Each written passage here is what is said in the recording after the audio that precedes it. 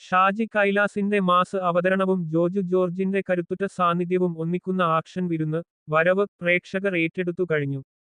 ലോകകപ്പ് ഫുട്ബോൾ ആവേശത്തിനിടയിലും മികച്ച മുന്നേറ്റമാണ് ചിത്രം തിയേറ്ററുകളിൽ കാഴ്ചവെക്കുന്നത്. ആദ്യ 4 ദിവസം കൊണ്ട് 12.28 കോടി രൂപയുടെ വേൾഡ് വൈഡ് കളക്ഷനാണ് ചിത്രം നേടിയത്.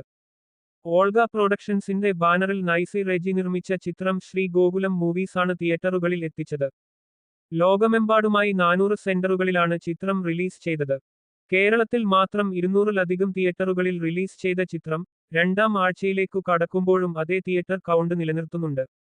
റിലീസ് ദിവസം കേരളത്തിൽ 1.55 കോടിയും വേൾഡ് വൈഡ് 4.35 കോടിയുമാണ് ചിത്രം നേടിയത്. വിജയ ചിത്രം ജനനായകൻ റിലീസിന് എത്തുമ്പോഴും 200-ലധികം തിയേറ്ററുകളിൽ വരവ് പ്രദർശനം തുടരുമെന്ന് ഡിസ്ട്രിബ്യൂഷൻ പാർട്ണറായ ഡ്രീം ബിഗ് ഫിലിംസ് അറിയിച്ചു. മലയാള സിനിമയിലെ മാസ് ആക്ഷൻ സംവിധായകൻ ഷാജി കൈലാസും ശക്തമായ അഭിനയത്തിലൂടെ ശ്രദ്ധേയനായ ജോജു ജോർജും ആദ്യമായി ഒന്നിക്കുന്ന ചിത്രത്തിന് തിരക്കഥ ഒരുക്കിയിരിക്കുന്നത് എ. കെ. സാജനാണ്.